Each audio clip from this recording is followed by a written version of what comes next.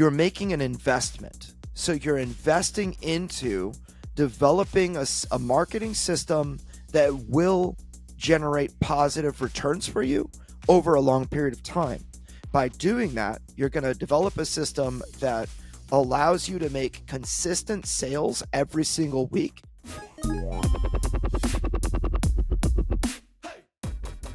Hey everybody, and welcome to another awesome episode of Crowdfunding Nerds. I am your host, Andrew Lowen, and I am joined as always by Sean.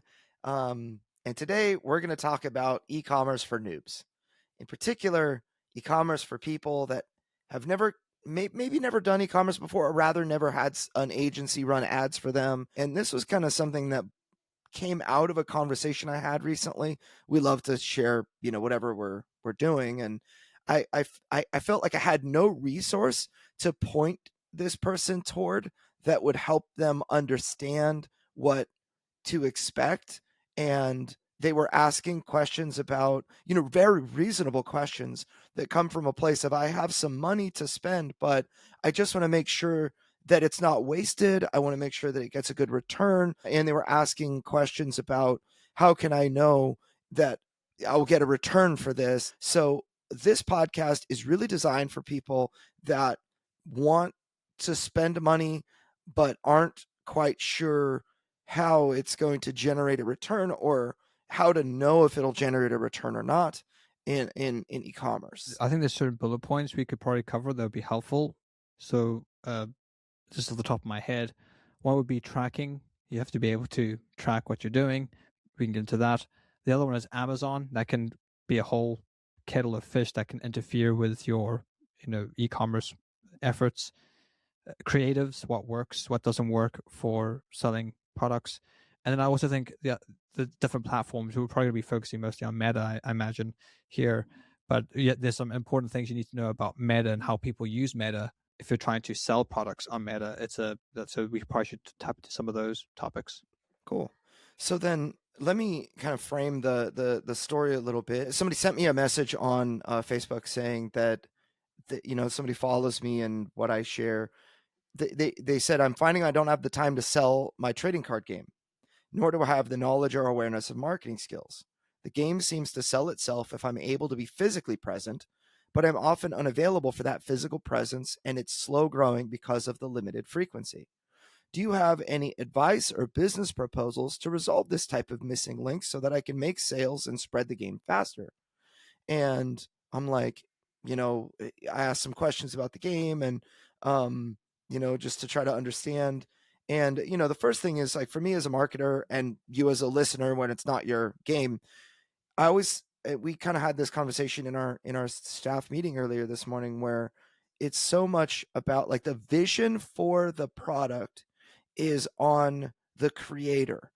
As a marketer, my job is to take what the creator understands about their game and also the potential the creator sees in the game and adopt that. So it's the creator's job, first of all, to teach me as the marketer who their customer is, where they congregate, and what I can say to them to make them interested in their product. So one thing that this person shared was that they have the ability to sell it if they're at conventions, is really what they're saying, or physical sales. Like they know how to demonstrate their game, and it's oftentimes very, very important for you to share with me how you demonstrate your game, because we will use, as marketers, will use the information that you give us to run our first ads and kind of begin from there. A lot of the time, if somebody were to expect, and this is also common, they're like, you guys are experts in what it is that you do. I'm just going to hand you my game or whatever product and just totally be hands off and have you guys do everything because you're the expert.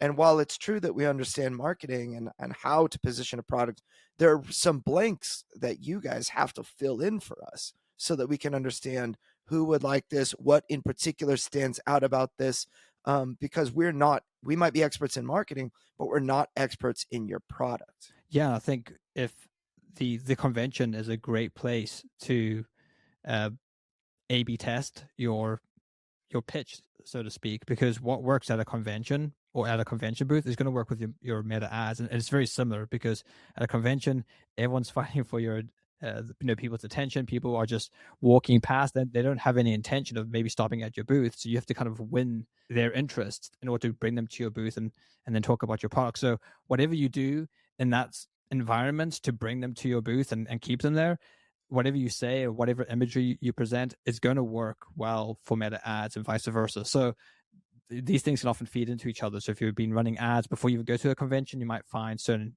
messaging or imagery works well. You could then use at your booth, but vice versa, you have something that works well at the booth. It's likely going to work well with your meta ads.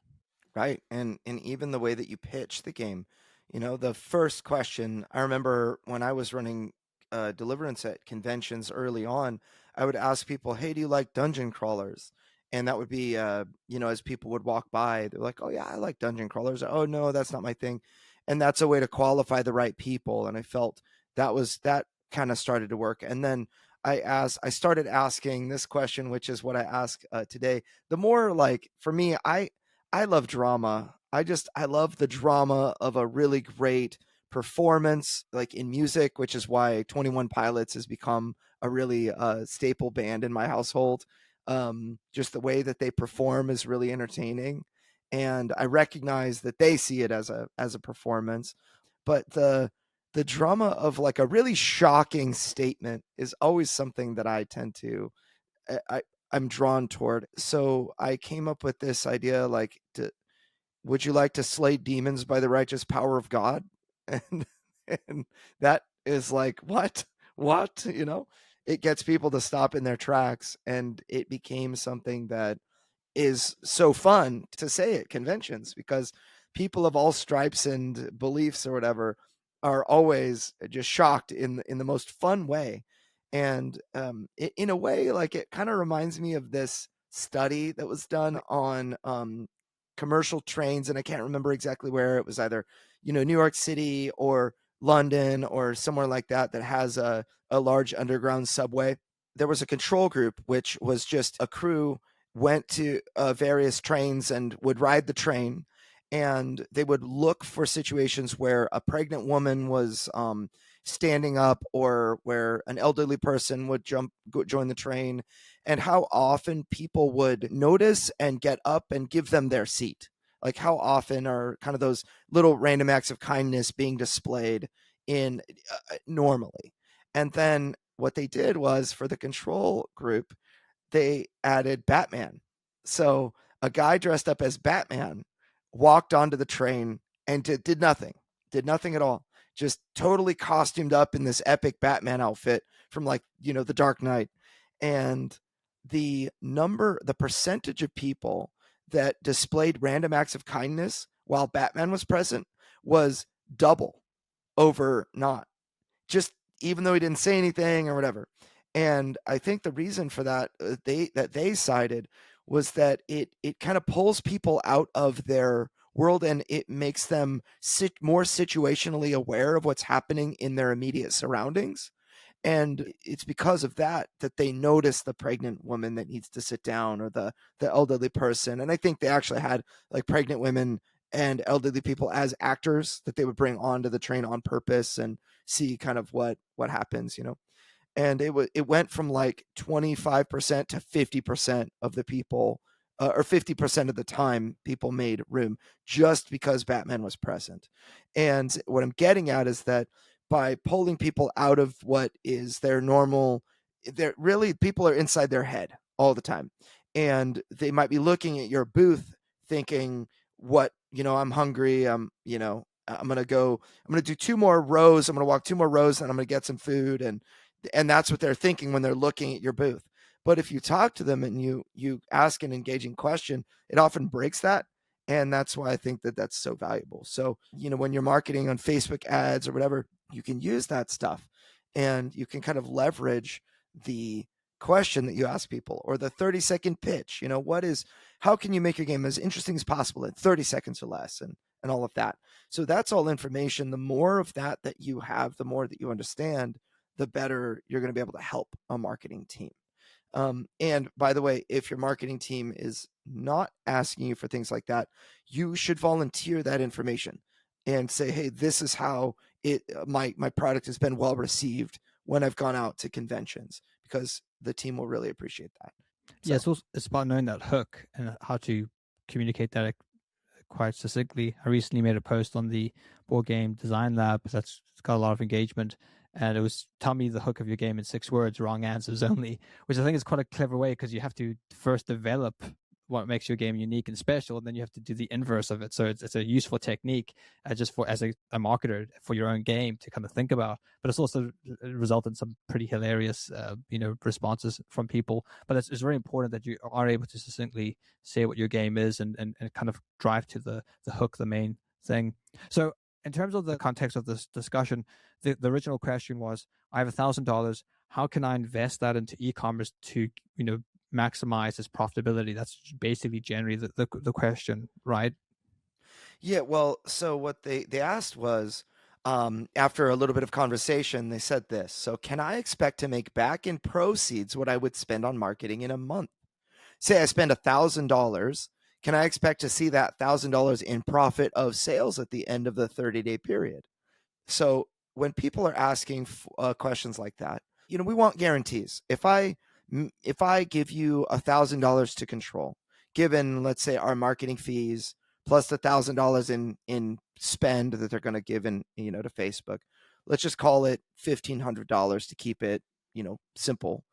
Plus maybe the cost of their game. You want to make, so let's say it's $2,000 in total value that they're giving out in order to make sales and whatnot. Can they expect at least $2,001 back? Right? Like the amount of money that they spent should be higher than the total amount of money that they would exhaust to make those sales. That's exactly what we want, really. Like, we need to be able to, you need to be able to sell through your product and have more money than you used to sell. And then, of course, if, at the end of your print run, if you have no more games to sell, you have to have some sort of money in the bank that you have generated through the sales of your product that allows you to print it again. Or, in my case, I chose to go to Kickstarter for a reprinting, and that's something different. But in general, that's kind of the equation. Is like, I need the total amount of money flowing out of the bank account and out of my I guess the cost of goods sold, added to the cost of marketing and whatnot. It needs to be lower than the amount that I bring back in, or it's not sustainable, right, over the long term. So if I spend 5,000, I need to make at least $5,001 back in order to be able to spend the next 5,000 and say this was worth it. And that's a very common line of reasoning from newer people. And I think what we need to do is take that question and we'll call it correct the record, or maybe change perspective, because any company that would offer you a guarantee, which is really what people want, they just want to be able to trust you, and they're looking for a guarantee, and they will believe you if you tell them, yes, I promise this will happen, or I guarantee this will happen. If you entrust me with money, I will make you more money. And in actuality, that's not something that we can promise, because we don't know the future. We don't know, I think I have all the best intent in the world, but when rubber meets the road, we get our actual results. I don't have a crystal ball, and I can't know exactly what's going to happen. So how can we kind of shift the expectation in the way that we do it? We want to get to profitability. We have benchmarks that we use, like we need to make at least 3 to 1 on your investment in order for it to be sustainable. But how would you answer that question? You know, Yeah, well, I think so. We want to caution them against any type of guarantee, and we would never sort of promote any guarantee in returns. There's a lot of variables that go into what creates a successful e-commerce strategy and campaign. You've got the quality of the product, you've got the quality of the assets, you've got the landing page or the shop store, you have the kind of the strength of its tracking, you have the time of year and different things. So there's lots of variables. So to say to and bring if that, they're right on what about what they think people like about it, if they're right or wrong, or how close they are to the mark, right? Yeah, so it's really hard to put into like a binary of yes or no. It's more to do with like probability. It's like yes, well, I'm confident that you could make that return. I'm not so confident. I think it's probably more of a better using the in terms of logic, it's sort of a deductive response, given inductive response.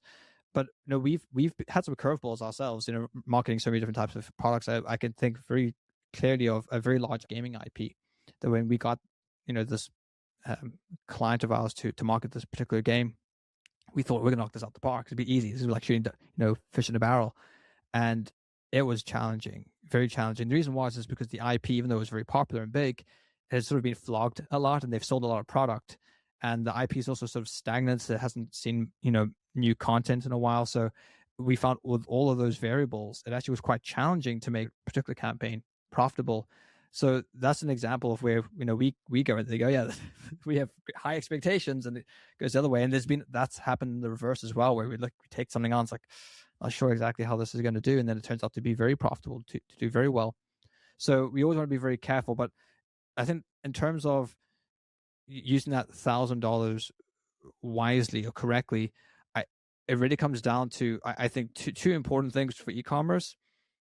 And really, you could really bring it down to the one thing: it's your ability to track.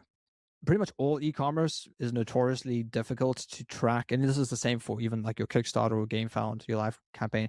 It's very difficult to track money in, money out in terms of I spent money on this particular ad, and this particular ad made a particular sale. You can kind of see dimly through a mirror, but to get like an exact science is not really possible. So what we do is that we have like a sort of a multi-pronged approach. So we would use something like, let's just assume it's like a Shopify store. I would always recommend Shopify because it's the easiest to integrate with Meta. It really connects to the API, which is the server-side tracking, which is going to have the most robust tracking. And even at that, it's not 100% accurate, but it's the best tracking at the kind of easiest way to get it set up. So let's say you have Shopify tracking, and you can at least see some type of purchase event being fired, and it might not be 100% accurate, but it's helping to optimize the ads, and that's good. So you want that up and running, and then you want to optimize your ad campaign for a low CPM and a high click-through rate, because that's what you can optimize on the ad level. And then once you get over to the store, that's once you've optimized that, you get them onto the store, you want to then optimize that conversion rate. So how many people are landing on the page and actually purchasing? And really what you're trying to do is reduce that cost per acquisition, the cost per purchase, and bring that low as possible. And the way that you can really work that out is by looking at the bigger picture. So what I tend to do for our e-commerce clients is looking at the kind of immediate sales, but I also will look at the total ad spend relative to the total gross. So that total gross includes everything. That includes any of their organic stuff, any newsletters. And I know that it's not accurate, but over time, especially if you're running ads for several months, which usually e-commerce you are running over long periods of time, you start to see patterns, you start to see benchmarks, you start to see, oh, we tend to get these results. So I think it have a very nuanced look at the overall results. And I can say, well, if I increase the ad spend by 20%, do I see on average a 20% increase? Because that will, or something similar to that, because that will indicate that the ads have worked. Do I see a lower cost per purchase? Because that would also indicate that something's worked. So it's that can be a very powerful means a strategy. So I think it's convoluted, it's complicated, and this is why we don't really have a course on this. By the way, I know that a lot of people have asked, give us a course about e-commerce. Well, it's really dependent on people's product and the type of website that they're running, and it has to be quite specific. So it's always almost better Yeah. for us just to bring us in to like look at and usually by the time you're at e-commerce, you should be making enough money as a publisher to be able to bring us in. So the courses that we've developed are really more for like the smaller publisher trying to get their feet off the ground. So we always find it's better to kind of go in and kind of examine and look at these things that way. But that's really the key here. It's to make sure that you're tracking individually is as tight as possible, but then also looking at the big picture and getting those benchmarks and seeing what is and what isn't working. Absolutely. And one thing that a lot of people misunderstand, like when you say it's not really possible to track the exact return, that's something that would almost seem like on its face to be misinformation if you're not really sure about this industry, if you don't have a lot of experience here. But just think about this. Amazon and other massive, massive companies spend tens or hundreds of millions of dollars to track. Because it's not an exact science, you have so many variables. The only way to know for certain of if something how something's working is to eliminate variables. And until only one thing is left, you have a control group, or if we do run ads in the variable group. And the problem is that the only way to run the control and the variable is to run two alternate timelines side by side and run the week without ads, and then go back in time and run the week with ads, and then see what the difference was. That is a 100%. I promise you will be able to eliminate all variables, because there's only one. You just have to invent a time machine, but there's only one thing that changed, right? Other than you going back into the past, just make sure you don't connect with your former self, or with your other self. It'd get weird, but that's the only way that I can think of to eliminate every single variable aside from running ads or not running ads. So, in lieu of a time machine, you have to get as close as possible. And I think one of the most important things is proper tracking and a good funnel. Hey, crowdfunding nerds, it's Andrew Lowen, and I wanted to introduce you guys to the Crowdfunding Nerds Academy. If you don't know, we have a do it yourself course system that will teach you how to build, excite, and prepare a crowd to fund you on your launch day. And that is our goal. I have used these systems to help raise over $30 million for tabletop campaigns, over 200 tabletop crowdfunding campaigns since 2019. I've generated over $100 million through e-commerce sales using these processes. These courses teach you how to replicate our results. They're made for the small creator. Over 150 of those people were first-time creators. These courses contain hundreds of hours of podcast discussions and tons of details that are almost impossible to find on the internet. And they have been distilled into concentrated courses that you can absorb quickly. They are designed to generate results. We hold nothing back. Visit crowdfundingnerds.com/academy to learn more, or just Google search Crowdfunding Nerds Academy. Back to the show. I really want to bring something up, which is the mindset of that you should have in regard to e-commerce when you're running e-commerce ads for the first time. Or we've had many clients that are experienced that have gone through a number of different vendors, that marketing teams, and they're like, nobody's been able to make this work so far. And then they come to us and we make it work, because the first thing is the management of your expectations. This is what I'm going to do right now, hopefully, for the people listening to the podcast. The first thing is, you're making an investment. So you're investing into developing a marketing system that will generate positive returns for you over a long period of time. By doing that, you're going to develop a system that allows you to make consistent sales every single week. Like Deliverance sales, I review that with you every single week. We make generally between $1,000 and $2,000 a week on pre-orders.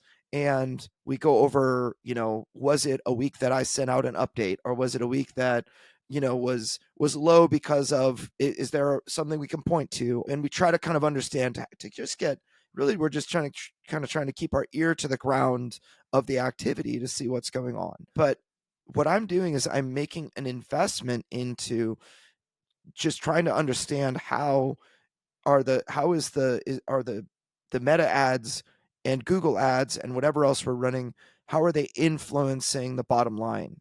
And that's been a very useful, like, kind of what you shared about that before, for me as a business owner, has been very useful to just have that data. It's like, okay, this is what's happening.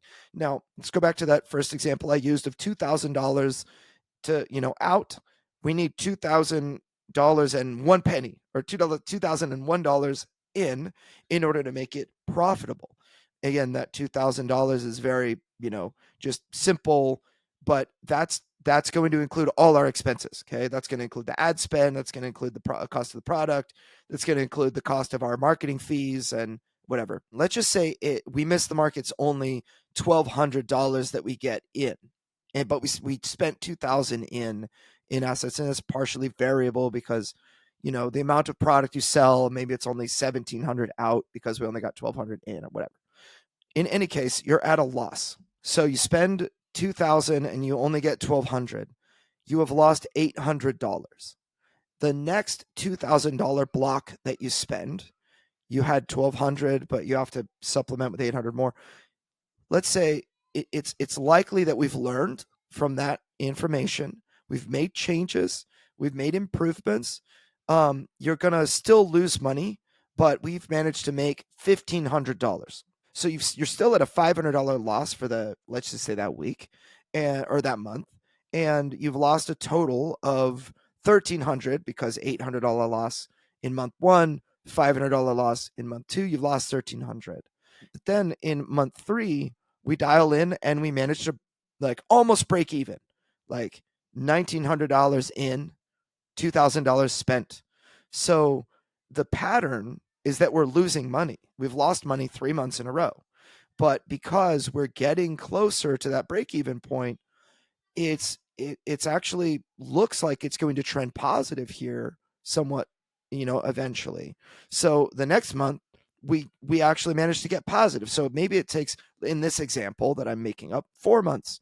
Oftentimes we'll do this with e-commerce clients within 1 to 2 months, because we're making changes every single week and looking at numbers very closely and everything. But we've had times where it's like, hey, we're breaking even for a decently long period of time, and we need more time investing into what it is that we're doing. And all of a sudden, in month four we made $2,100, only spending 2,000.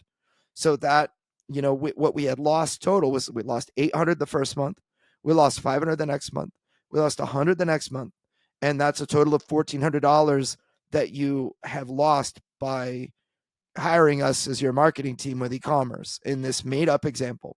But then the next month we make 100, and the next month we make 350, and then the next month we make 700, and so on. And eventually what will happen, and what has happened oftentimes with our clients, we will make like 5 to 1, or so our minimum benchmark, our goal is $3 in for every dollar spent.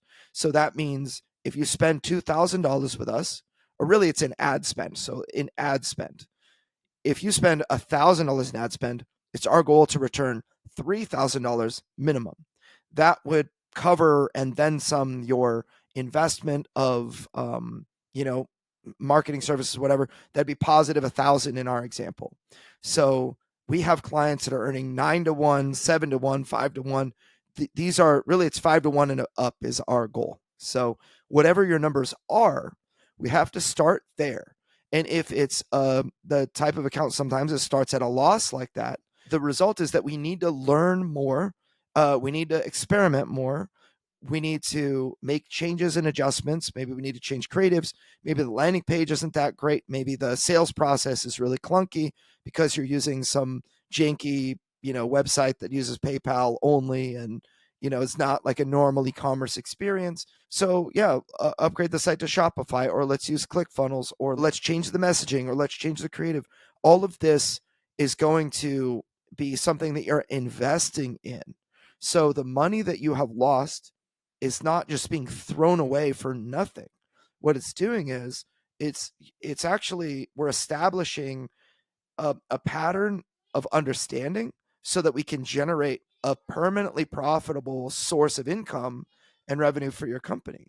And I think that's probably one of the most important ways to look at e-commerce marketing. And if I could boil down the answer that I wish I could give in such a short period of time, that's what it'd be. It'd be like, look at this as an investment into your own company. And if you only have $500 to your name, you're not ready to make this investment yet. you know it's a matter of trying to get to a point where you're stable. And if you're betting the house on us being right in the first, getting things right in the first month, my risk tolerance for that is I don't know if I can handle that. Yeah, no, certainly agree. And I think in terms of going back to people on Meta, and going back to the analogy we had in the very beginning of the episode of the convention, where it's like it's traffic, people are walking past, they're not there to stop at your booth. So what's attracting people to your booth? Well, it's some visual, it's something that excites them, something that builds intrigue or interests them. And you have to think of your store in a very similar way, where people aren't coming to your store to purchase. They're walking past, and you kind of have to stand on the street in like a costume, like, "Hey, look at me! Come in. We've got a great deal for you."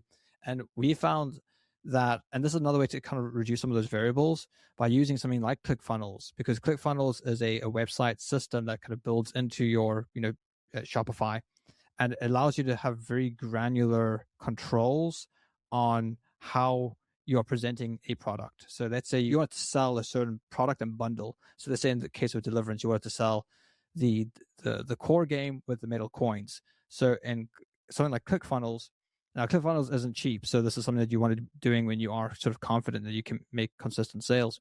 But with something like ClickFunnels, they would go to a meta ad, go to a landing page that's been specifically designed to make the offer of the core game as attractive as possible. And there would usually be some type of discount there. And the reason we can give the discount is because, well, you're the publisher. You can get the best margin, so you can usually give quite a nice discount there. And that's giving people a reason to take action right now. So they're walking off the street, and you're on the street saying, "Hey, come check out this cool, Angels versus Demons game. Right now, it's 30% off. And it's only right now. So come check it out." And you've given someone a reason to check it out. And then that sounds great. I've seen the information on the page. I'm going to move forward with this.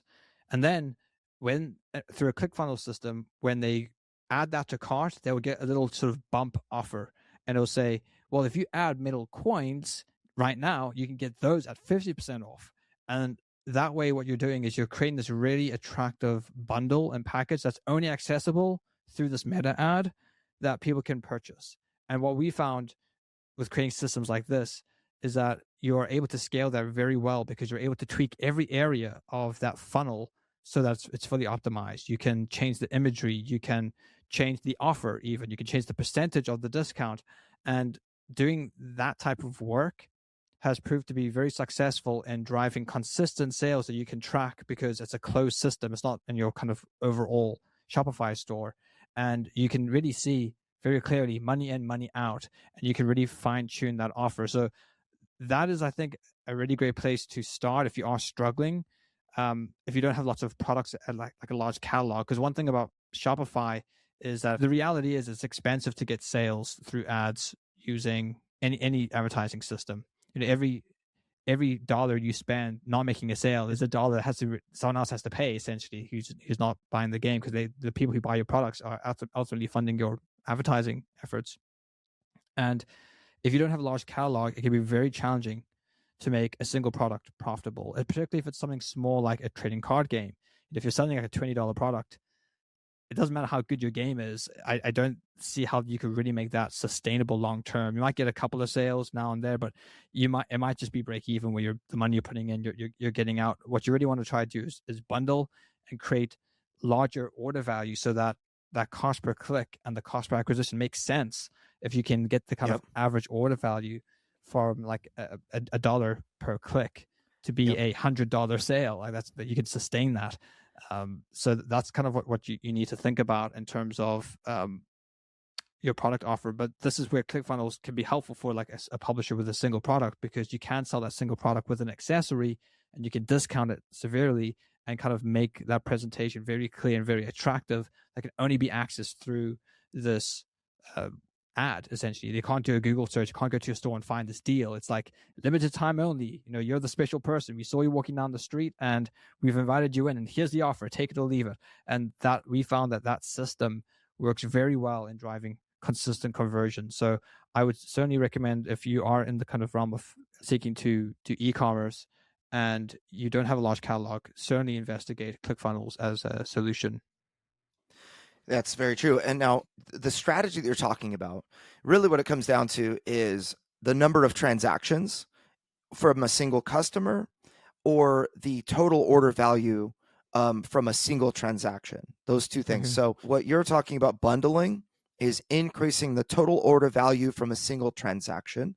And it's the number one way that, people, a lot of people will ask us about small games that are, maybe it's a $20 game, and they're like, how can I be profitable? When we're like, well, it might cost you, what if it costs you $20 to get a customer to purchase your product, and you have a $20 product? That's not a very good return. But if you have a $20 game that has a $10 expansion with a $15 neoprene playmat and $12 metal coin set, then all of a sudden that $20 to get them to buy is profitable. It's very suddenly profitable if you sell them the bundle, and for whatever $79, then it costs me $20 for you to make $80, and that is a huge huge deal. I remember I sold T-shirts for a very long time. I would sell these T-shirts. It's like mom life T-shirts and like rap T-shirts, and it's really funny. It's like a nerd white boy like me selling but first Like Tupac and hip hop coffee. apparel. Yeah, and super I love Tupac. But I love a lot of his songs at least. And so anyway, um the what we found is that people would go in to purchase one particular shirt because they saw that shirt. It's like a statement shirt. I'm wearing a little statement shirt of my own. My daughter's got me for my birthday. So the idea is that you get people in from one shirt. So we would actually use collection ads on Facebook, on Meta, where we would show 10 different products, and it'd be 10 different like funny statement shirts that you could get, and it was always purchase a gift for a friend or whatever. And so they would buy typically for themselves or for a friend that they love, and then we would get them to the site, and they would see that there's a deal for free shipping if you spend $65. So they would add 3 shirts in order to get that free shipping. And or they would add like another shirt and bundle their 2 shirts and get a 10% discount on their order if they bundled 2 T-shirts. So if a T-shirt, let's just say a T-shirt's $25, so it actually was kind of expensive, like $29 for a T-shirt. 10% off, you add 2 T-shirts together. It's what is that? $58. That's $5.80 off your order. Giving $5.80 to double the value of the cart was such a win. It was so valuable to do.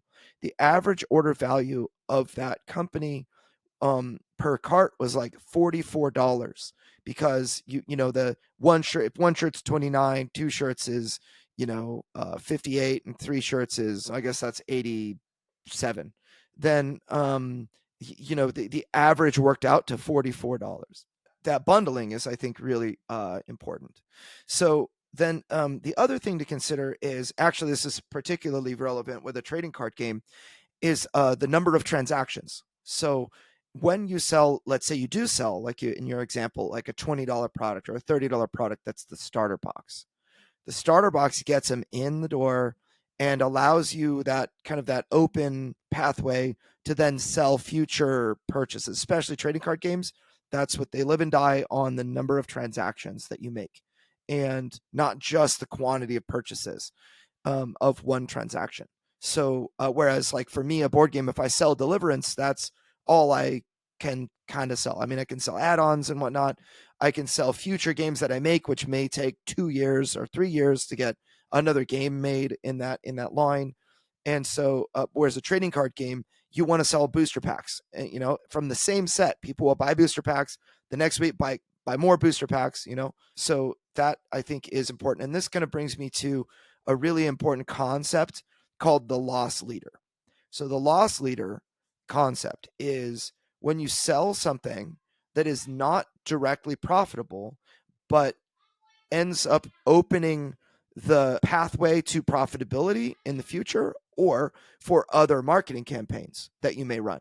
One of the most common loss leader campaigns that we run is an email gathering campaign. So like for crowdfunding, you're investing into emails so that when you hit launch day, you've got an audience that's engaged, that's ready to back your campaign, and and go. So let's say your emails, we get 1,000 of them, and it costs, we'll keep it real simple. Let's say it costs $2,000 to get 1,000 emails to your list, and your crowdfunding launches, and it makes like, let's just, again, keeping it simple, let's just say that makes a total of $4,000 for your crowdfunding launch, or maybe like $8,000 for your crowdfunding launch.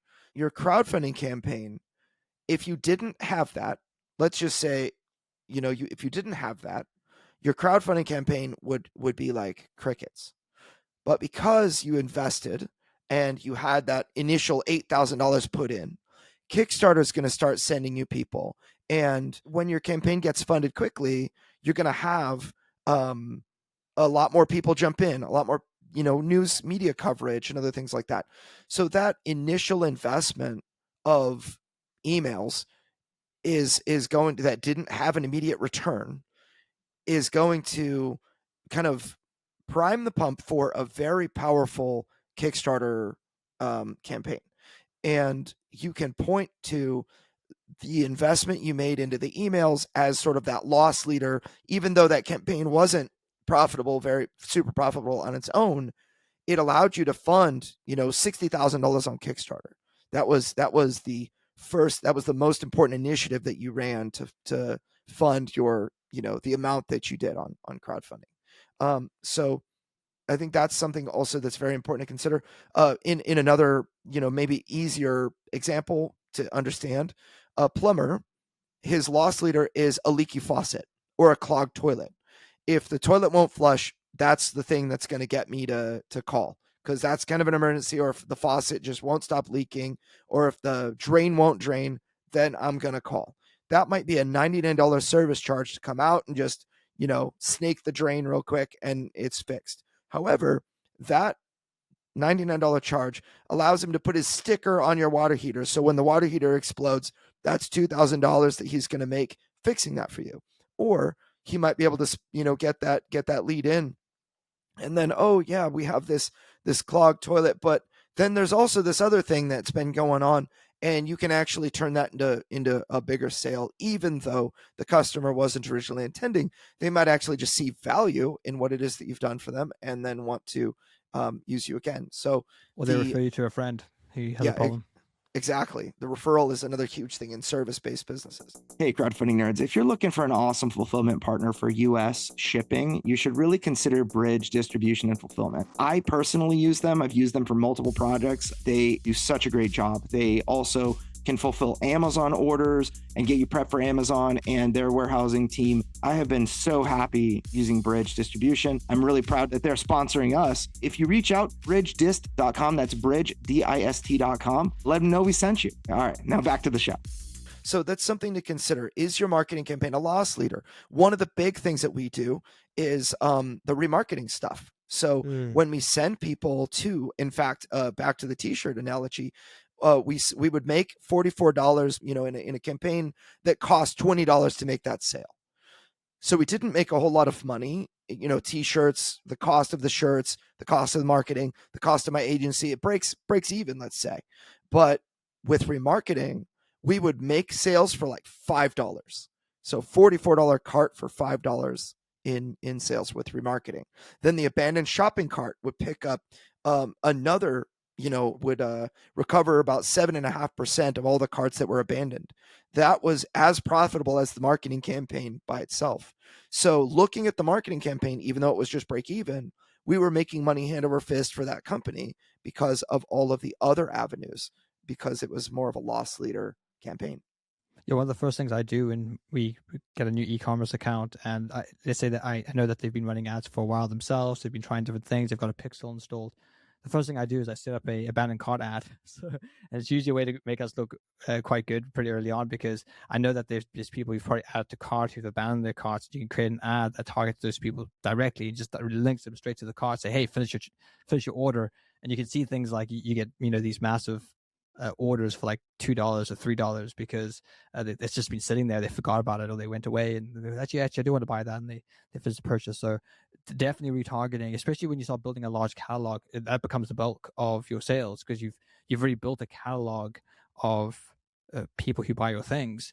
So when you release a new product, you just retarget all those people who've purchased from you in the past, and they generally convert quite well with e-commerce. So that's and it also feeds the kind of meta algorithm to find new people. So it kind of becomes like this self-feeding system. So whenever you're releasing a new product, the first thing you do with it is retarget.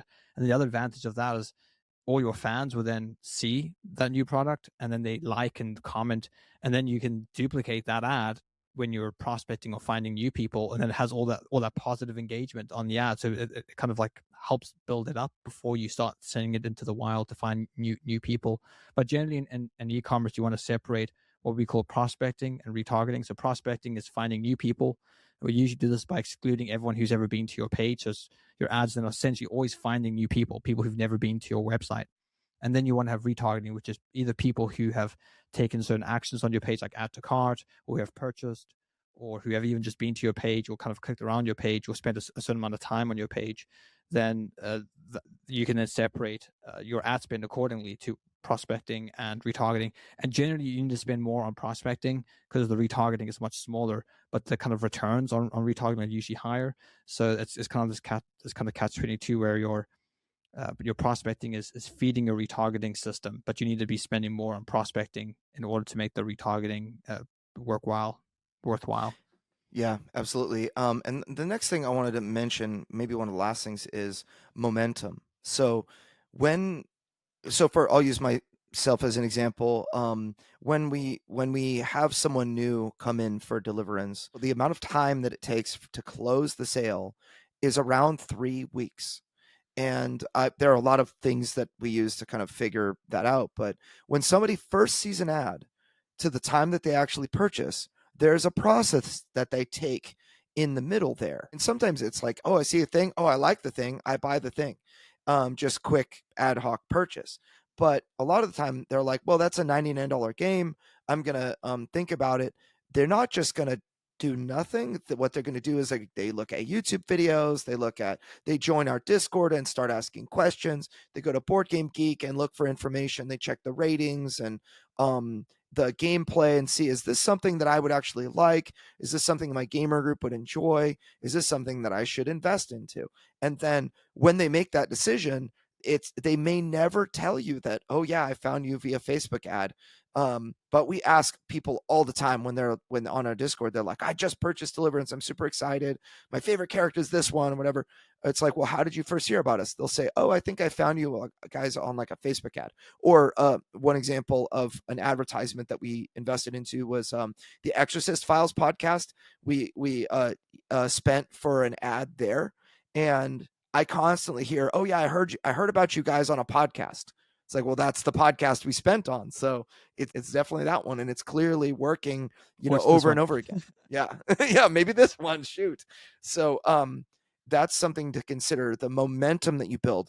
So even though your ads start running and your sales don't start immediately, it could be that your customers have this sales cycle to go through. So you need to make sure that it will benefit you to have auxiliary content. Like if you're just like, nobody knows about my thing, there's no content on the internet to absorb about it, it's going to be a harder sell if you're not giving people room to kind of explore and conduct their own research, and you don't have things for people to find. Even better, you should be sending things to people. If you want more information, here, this link, that link, this automatic email when you join the email list, get more information on this game, or a page or two dedicated to how to play the game, etc. Those are really, really valuable. And I think you, as someone thinking about, okay, I want to sell, I just need to make money, I need to do this thing. Well, you as a customer, when you buy something, do you just see a Facebook ad and then immediately purchase, and that's the only way you buy? Or do you conduct research on things? Do you search Chat GPT for things? Do you search YouTube for things? How do you buy something where you're like, this is legitimately interesting, I'm going to look into this? So I'd encourage you to kind of think about that. Think about like building momentum and trying to consider all that you do in e-commerce, especially early on, as an investment in learning. So what you spend and what you lose in like return on ad spend or return on your investment dollars, you're actually spending that to learn how to effectively sell your product online through these various channels. So I don't know if you have any final thoughts, Sean, but we can come in for a landing. No, I think that covers the gambit. But I suppose generally, to maybe recap, you want to make sure that your tracking is something that you're keeping a very close eye on. Again, you want to look at, as much as you can, the individual kind of tracking, but then also the bigger picture. You want to make sure that you test lots of different creatives, that you are you understand the the Meta platform or even the Google platform, and how people are acting and thinking, and you craft your offer around that user experience by offering a discount, by offering bundles, and that, yeah, you just continue to tweak and try. I think there's no magic formula. So anyone who's guaranteeing a certain return is trying to con you. So just be very careful of anyone trying to guarantee anything, because there's too many variables. There's no way for them to really know. But what you want to be able to see is, do they have a proven track record, and can other people vouch for them? So many people can vouch for us. Just ask some of our clients, Modifius, long time client of ours, Magpie Games, and many others that we run their e-commerce for, can kind of testify to what we do. So you want to find, people who have reputation, if a reputation, if they're going to partner with you. Amen to that. And lastly, I'll mention, if your representative of that company cannot explain things in a simple way to you, then they're not an expert in that service. And I think that if it sounds complex, if it's difficult to understand, then you shouldn't invest into it. Before spending the money to pay an agency, you should absolutely spend the time to understand how to sell your product. And so, anyway, so I hope this episode was very helpful to you. If you were a noob trying to make e-commerce work for your company, or if you're someone trying to think, how can I, hire an agency to take this burden off of my plate, I hope this podcast is helpful. So please share this content with someone that needs it, and subscribe, leave a comment, and that helps us. So till next time, have a good Christmas, nerds. Hey folks, this episode is brought to you by Hero Time Manufacturing. That is Hero Time, the numeral 1.com. Hirsch Gleck has been a regular on our podcast. We highly recommend his services. He is a man of integrity. Hero Time, they can make anything. They've got competitive pricing, and they even do game prototypes. So make sure to check out Hero Time, numeral 1.com. A link is in the show notes. And if you use the code crowdfundingnerds101, you can get a 3% discount on your production through them.